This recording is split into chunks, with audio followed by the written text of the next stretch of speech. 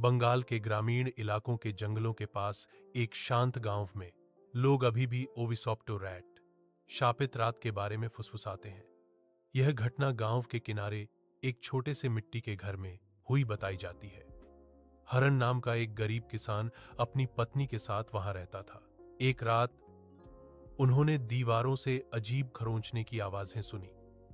पहले तो उन्होंने सोचा कि यह सिर्फ एक चूहा था, लेकिन आवाज अलग थी।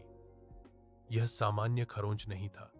ऐसा लग रहा था जैसे कोई धीरे धीरे अपनी नाखूनों को बांस की दीवारों पर घसीट रहा हो।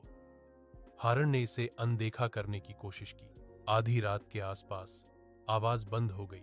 कमरे में सन्नाटा छा गया। फिर अचानक कुछ भारी छत से कूदकर लकड़ी के ट्रंक पर आ गिरा। हरण ने एक मिट्टी का तेल का दीपक जलाया। उसने एक चूहा देखने की उम्मीद की थी। इसके बजाय उसने एक बड़ा काला चूहा देखा जो अभी भी बैठा था, उसे घूर रहा था। उसकी आंखों में लौ की चमक दिखाई दी, चमकदार और लाल।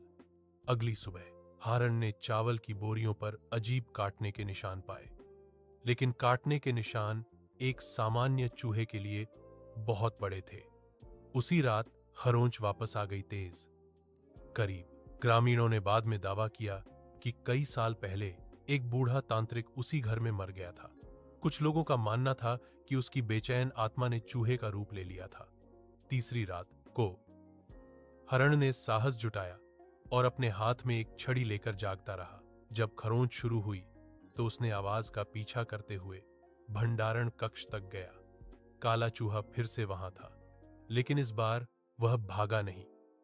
वह एक पल के लिए अपनी पिछली टांगों पर खड़ा रहा, मानो उसे देख रहा हो। लैंप हिंसक रूप से झिलमिलाया। अंदर ठंडी हवा चली, हालांकि सभी खिड़कियां बंद थीं। हरण चिल्लाया और बेहोश हो गया।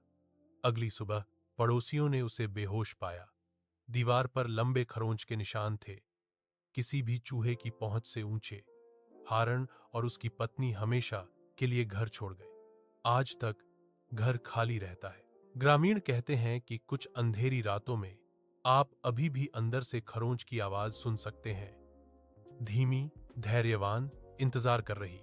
कुछ मानते हैं कि यह सिर्फ डर और कल्पना थी, अन्य अभी भी इसे ओविसोप्टो चूहा कहते हैं।